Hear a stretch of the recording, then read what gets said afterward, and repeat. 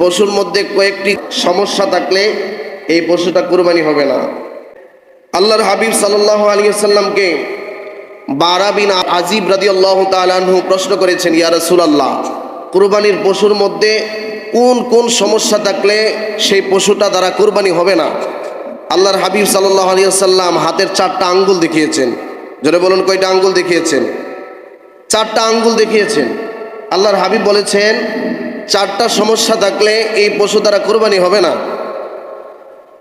সাহাবী প্রশ্ন করলেন, ইয়া রাসূলুল্লাহ,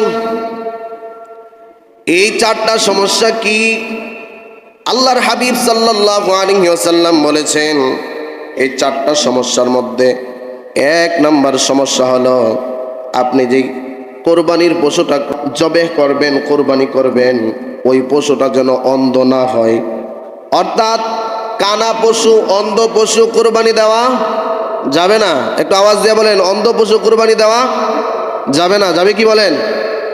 অন্ধ পশু কোরবানি দেওয়া যাবে না। 2 নম্বর প্রশ্ন হলো পঙ্গু পশু। পঙ্গু 2 নম্বরে কি বলেন? পঙ্গু। কেমন পঙ্গু?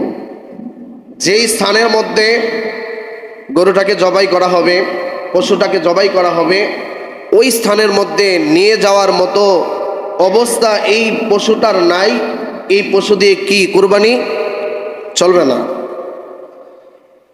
প্রিয় ভাইয়েরা আমার, 3 নাম্বার হলো স্পষ্ট রোগী। স্পষ্ট রোগী, বোঝা যাচ্ছে এই পশুটা অসুস্থ।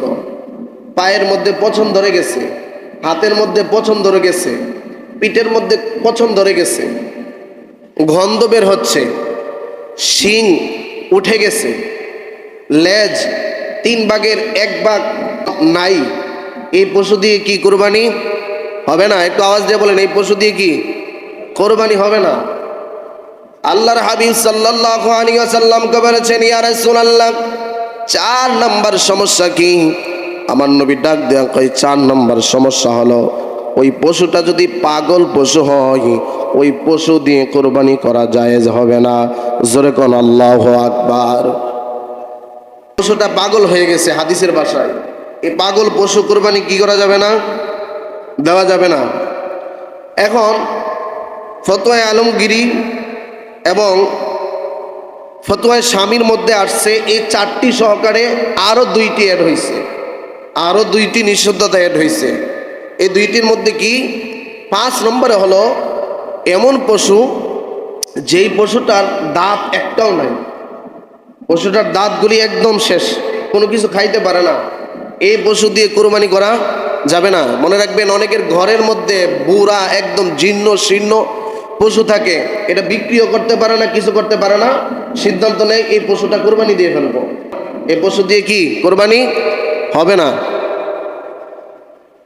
প্রিয় ভাইয়েরা আমার, 6 নাম্বার হলো এমন পশু একদম দুর্বল, হাড্ডিগুলি দেখা যায় একদম দুর্বল, জীর্ণ শীর্ণ একটা পশু, অসুস্থ না।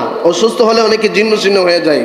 অনেক পশু এমনিতেই বয়সের কারণে অসুস্থ হয়ে গেছে, শরীরের মধ্যে কোনো প্রকার গুস্ত কোনো কিছু নাই, একদম দুর্বল পশু, ওই পশু দিয়ে কুরবানি হবে না।